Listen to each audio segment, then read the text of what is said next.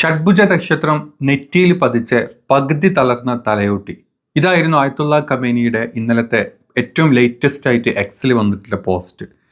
അതായത് US ഇറാനെ ആക്രമിച്ചതിന് ശേഷം ഏതാനും മണിക്കൂറുകൾക്കകമാണ് ഈ ഒരു പോസ്റ്റ് ഈ എക്സിൽ പ്രത്യക്ഷപ്പെടുന്നത്.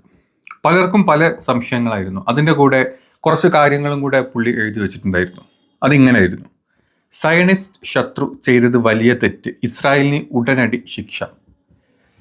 ഈ ഒരു ഇസ്രായേലി ചിഹ്നമായിട്ടുള്ള ആ ഒരു നക്ഷത്രം അത് നെറ്റിയിൽ പതിച്ചിട്ട് അതിൻ്റെ പകുതി കട്ട് കളഞ്ഞ മാതിരി അല്ലെങ്കിൽ കട്ട് ചെയ്ത് കളഞ്ഞ മാതിരി ഒരു യുദ്ധപ്രതീതി അല്ലെങ്കിൽ ഒരു ഭീകര പ്രതീതി തരുന്ന തരത്തിലുള്ള പോസ്റ്റായിരുന്നു ഇത് ഖമേനിയുടെ തന്നെ റിയൽ അക്കൗണ്ട് ആണോ എന്ന് ഞാനും കുറെ തപ്പി നോക്കിട്ടോ. അതായത് ഖമേനിക്ക് 2 അക്കൗണ്ടുകളായിട്ട് കാണുന്നുണ്ട്. ഒന്ന് ഖമേനിയുടെ പേരിലും ഒന്ന് ഖമേനിയ.IR ഇറാൻ എന്ന് പറഞ്ഞിട്ടുള്ള പോസ്റ്റ് ഉണ്ട്. അങ്ങനെ ഒരു എക്സ് അക്കൗണ്ട് കൂടെ ഉണ്ട്. 1 മില്യൺ ഫോളോവേഴ്സ് ഒക്കെ ഉള്ള ഒരു അക്കൗണ്ട്. അതിലാണ് ഈ ഒരു പോസ്റ്റ് വന്നിട്ടുള്ളത്. പല ന്യൂസ് ചാനലുകളിലും പല ആളുകൾ ഇതിനെപ്പറ്റി സംസാരിക്കുന്നതും കണ്ടു. ഈ ഒരു ചിത്രത്തിൽ അടങ്ങിയിരിക്കുന്ന ഈ ചിത്രത്തിന്റെ ഉള്ളിൽ യഥാർത്ഥത്തിൽ എന്താണ് പുള്ളി ഉദ്ദേശിച്ചത്? അതായത് കംപ്ലീറ്റ്ലി ഇസ്രായേലിനെ അവർ തകർക്കുമോ, അതല്ലെങ്കിൽ മറ്റേതെങ്കിലും രീതിയിലുള്ള നയതന്ത്രപരമായിട്ടോ അല്ലെങ്കിൽ യുദ്ധത്തിന് അപ്പുറത്തോട്ടുള്ള ഭീകരമായിട്ടുള്ള വല്ല തകർച്ച ഇസ്രായേൽ അവർ വിതയ്ക്കും അല്ലെങ്കിൽ ഇറാൻ ഉണ്ടാക്കുമോ എന്നുള്ള രീതിയിലൊക്കെയാണ് പലരും ഇതിനെപ്പറ്റി ചർച്ച ചെയ്തും സംസാരിച്ചുകൊണ്ടിരിക്കുന്നതും.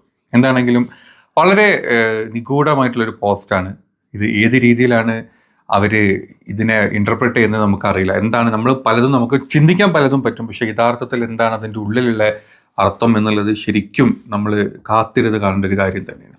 പോരാത്തതിന് ഇന്ന് റഷ്യ ഇറാൻ ഇത് നടക്കുന്നുണ്ട്, മീറ്റിങ്ങും ചർച്ചകളും നടക്കുന്നുണ്ട്. ഇറാൻ്റെ വിദേശകാര്യമന്ത്രി റഷ്യയിൽ പോയി ഡയറക്റ്റ് പുടിനുമായിട്ടുള്ള ചർച്ചകളാണ് ഇന്ന് നടക്കുന്നത്. ആ ചർച്ച കഴിയുമ്പോൾ അറിയാം റഷ്യ ഏത് രീതിയിലായിരിക്കും ഇറാനെ സപ്പോർട്ട് ചെയ്യുന്നത്. നയതന്ത്രപരമായിട്ടാണോ, അതെല്ലാം ആയുധങ്ങൾ കൊടുത്തിട്ടാണോ, അതല്ലെങ്കിൽ നേരിട്ട് യുദ്ധത്തിൽ ഇറാൻ്റെ കൂടെ പങ്കെടുത്ത് അമേരിക്കക്കെതിരെയും അതല്ലെങ്കിൽ ഇസ്രായേലിനെതിരെയും യുദ്ധം ചെയ്യുമോ ഒക്കെ നമ്മൾ ഇന്ന് കാത്തിരുന്ന് കാണേണ്ടതായിട്ടുണ്ട്. പിന്നെ കഴിഞ്ഞ കുറച്ച് ദിവസങ്ങളായിട്ട് നമുക്കറിയാം പല രീതിയിലും ഇറാനെ ചൈന സപ്പോർട്ട് ചെയ്യും, റഷ്യ സപ്പോർട്ട് ചെയ്യും, ഉത്തര കൊറിയ സപ്പോർട്ട് ചെയ്യും എന്നൊക്കെ പറഞ്ഞിട്ട് പല പോസ്റ്റുകളും പല വീഡിയോസും പല പ്രഖ്യാപനങ്ങളും കണ്ടിട്ടുണ്ട്.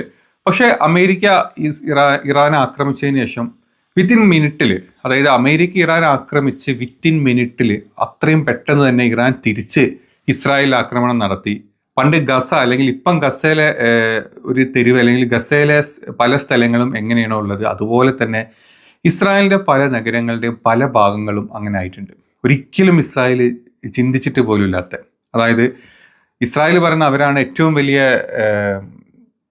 സൈനിക ശക്തി എന്ന് അവർ തന്നെ സ്വയം പറഞ്ഞ് അല്ലെങ്കിൽ അത് പല ആളുകളിൽ കൂടെ പറയിപ്പിച്ച് അമേരിക്കനെ പോലത്തെ ലോക നമ്പർ 1 രാജ്യമായിട്ടുള്ള അമേരിക്കനെ പോലത്തെ അവരുടെ സപ്പോർട്ടും കൂടി നിന്നിട്ട് പോലും ഇറാനെ കംപ്ലീറ്റ് തകർക്കാൻ ഇവർക്ക് ഇതുവരെ പറ്റിയിട്ടില്ല.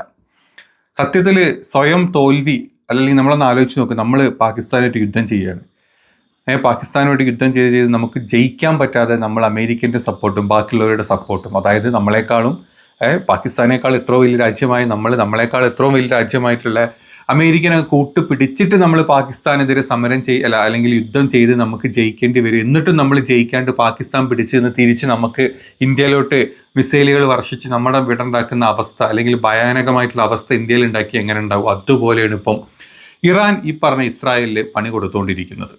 അതുമാത്രമല്ല, ഹോർമോസ് കടലിടുക്ക് അടച്ചിടാം അല്ലെങ്കിൽ അതിലൂടെ വരുന്ന കപ്പലുകൾ ഇറാൻ്റെ സമ്മതമില്ലാണ്ട് അവർ കടത്തിവിടില്ല എന്നുള്ള തീരുമാനത്തിലോട്ടും കൂടെ ഇറാൻ എത്തിയിട്ടുണ്ട്.